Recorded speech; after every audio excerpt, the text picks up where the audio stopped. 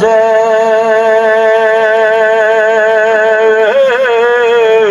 বেহেশতের বাগান আছে, ও আছে না নাই?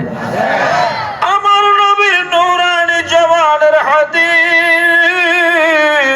নূরের নবী বলেন, মা বাইনা বাইতি ওয়া মিম্বারি রাউজাতুম মির রিয়াজিল জান্নাহ। আমি নবীর মেম্বার থেকে আমার হুজরা শরীফ পর্যন্ত যেই জায়গাটা আছে, আমি রহমতের নবী এই জায়গাটারে আল্লাহর জান্নাত ঘোষণা দিয়ে দিলাম। নবী যেখানে জান্নাত, মদিনা শরীফের মাঝে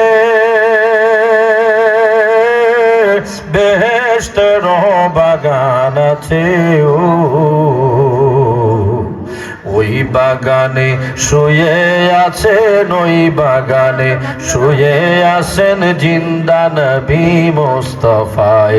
তোমরা যদি নাই বলো, তোমরা যদি যাও গো মদিনা।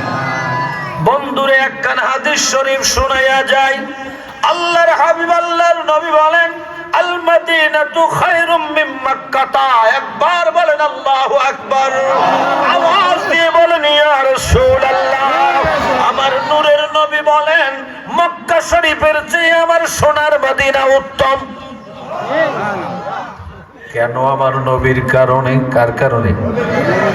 মাঝখানে আরেকটা গাই, ও মদিনার মাটি রে তুই যে বড় খাঁটি রে,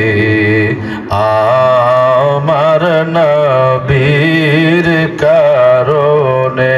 বলো, আমার নবীর কারণে।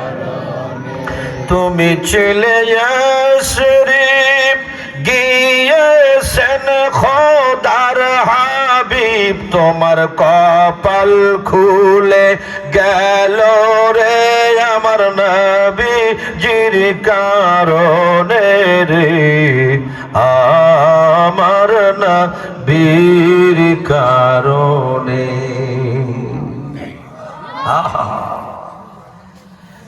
অবাক হয়ে যাবেন, যেই জায়গাটা আমার নূরের নবী ঘুমিয়ে আছেন, আরাম করতেছেন, রওজা শরীফের মাটি। কোন জায়গার মাটি? ওই রওজা শরীফের মাটির উপরে আমার নবী জিসিম মোবারক না, শরীর মোবারক। হ্যাঁ, পৃথিবীর আইম্মায়ে কেরাম তাবাকাতের কিতাবের মধ্যে আছে, ওনারা মাসালা ইস্তেমবাদ করেছেন, ইস্তেখরাজ করেছেন, ফতোয়া বের করে দিয়েছেন। আমার নবীর জিসিম মোবারক, শরীর মোবারক লাগলে ওই মাটির দাম কত হইতে পারে?